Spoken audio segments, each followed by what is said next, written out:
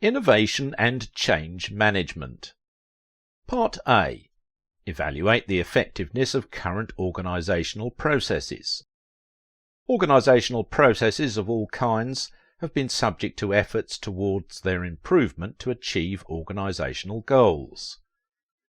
A process is a bounded set of activities that are undertaken in response to some event, in order to generate an output. Effectiveness of process can be found out by doing gap analysis as below.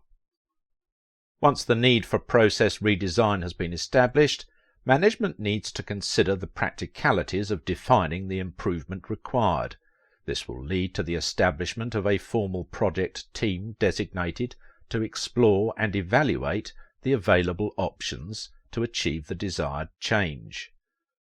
This evaluation will often involve a gap analysis, where the project team assesses the organisation's current position and processes.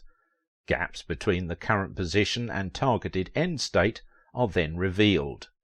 The gap analysis should help to provide the project team with an idea of the work required to implement a successful change. The gaps identified will help to determine the type of process redesign required.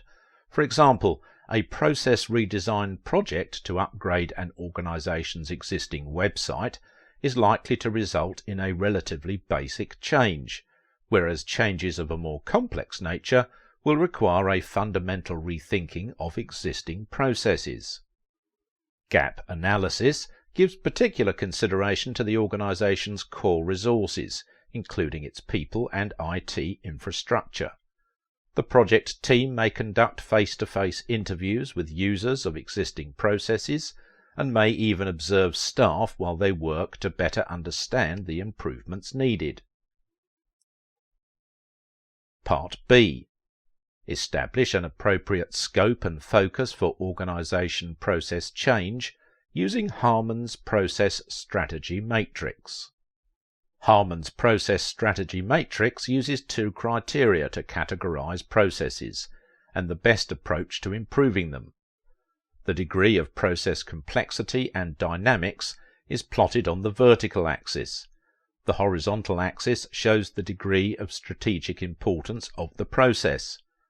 Process dynamics means the extent to which the process is subject to adjustment in response to external stimuli. The effect of this analysis is to create four classes of processes, each of which can be used in relation to a particular improvement strategy. 1. Low complexity or low strategic importance processes need to be carried out as efficiently as possible, as there is little scope for improving them. These processes should be automated as far as possible using technology and standard off-the-shelf software. In some cases, such processes may be outsourced, for example, payroll processing. 2. Low complexity or high strategic importance processes are key to the organisation's success. Automation should be used to reduce costs and gain efficiency. The organisation's management should aim to improve the efficiency of such processes, for example, product assembly. 3.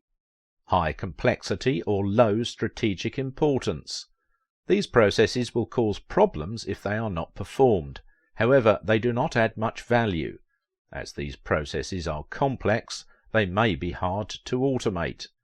Organisations may decide to outsource these processes to a specialist outsource partner, for example, large-scale logistics and distribution. 4. High complexity or high strategic importance. These are critical and involve a lot of human expertise. These processes will be a priority for major improvements, for example, negotiating partnerships, new product development. Part C. Establish possible redesign options for improving the current processes of an organisation. A process redesign pattern is a general approach to redesigning processes for their improvement. There are four basic redesign patterns, which are as below. Re-engineering starts with a clean sheet of paper. Re-engineering is also known as Business Process Re-engineering, or BPR for short. The BPR approach is used when large-scale change is to be introduced. The aim is to achieve major efficiency improvements. This pattern is hardly redesigned at all, since its philosophy is to question all assumptions and start from scratch. Re-engineering can achieve very large-scale improvements, but it is inevitably highly disruptive and has a high risk of failure. Simplification eliminates redundant process elements. Simplification is a far less radical pattern of redesign.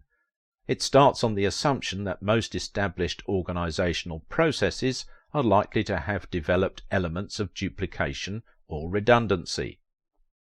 This assumption is probably most valid in relation to large-scale processes that cut across departmental or functional boundaries. Simplification approach commences with identification and modelling of all the systems, activities and sub-processes involved in the organizational process under investigation. Each element is then subject to challenge and may illustrate a number of issues with existing processes. It may not actually be necessary. It may provide information that is available elsewhere. It may be a bottleneck. It may repeat something done in another place. Whenever possible, activities are removed from the process so that duplication and unnecessary complexity are gradually eliminated.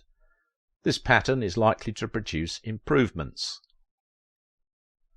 Value-added analysis eliminates activities that do not add value. This has parallels with the concept of lean production. Aim of value-added analysis is to eliminate processes that do not add value. Value-added analysis approaches processes from the point of view of the customer. Here, customer means whoever receives the output of the process, so internal customers are included. Value-adding activities satisfy three conditions. The customer is willing to pay for the output. The process changes the output in some way.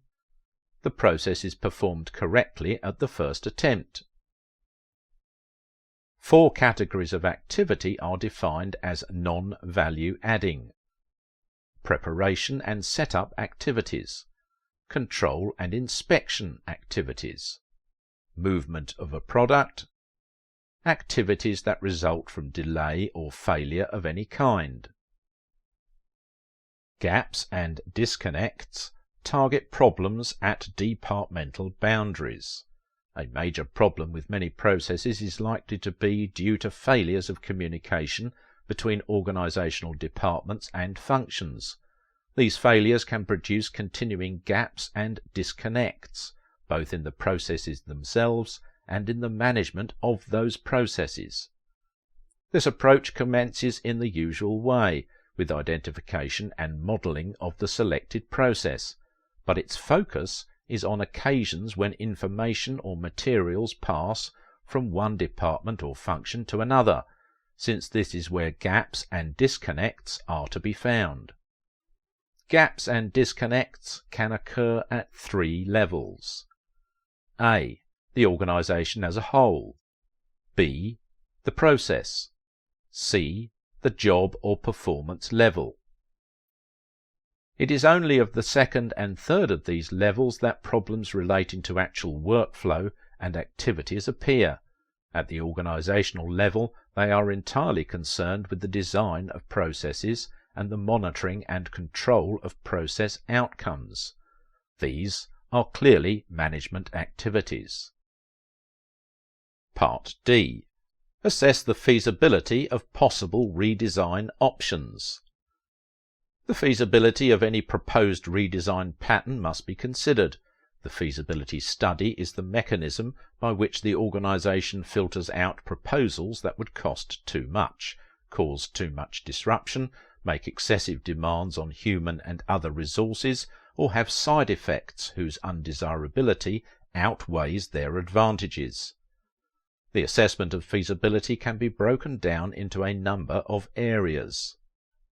Technical feasibility.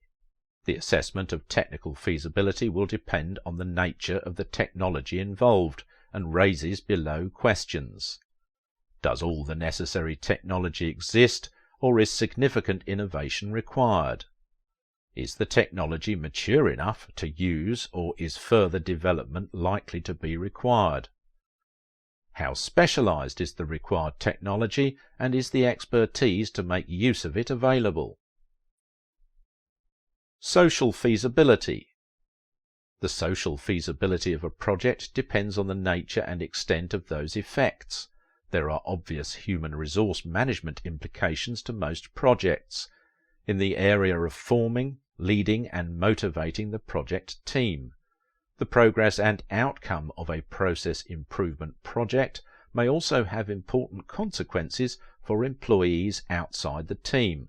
For example, staff redundancies, training and changed work patterns. Environmental concerns. Consideration of a project in environmental terms is usually not so much about feasibility as about acceptability.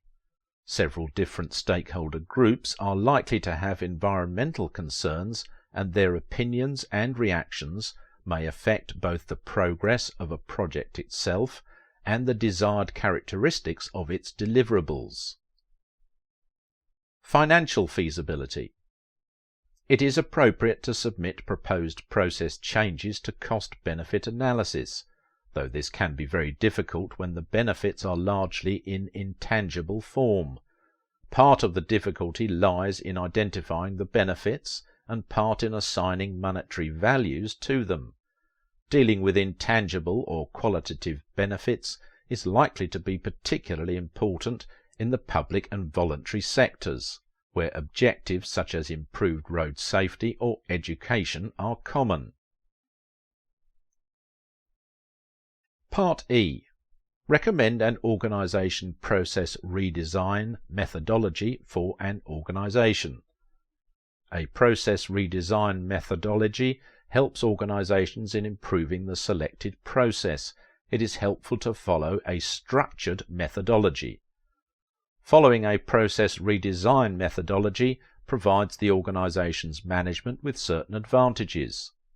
A methodology is effectively a plan which provides discipline for the overall redesign process and helps to prevent it from losing focus.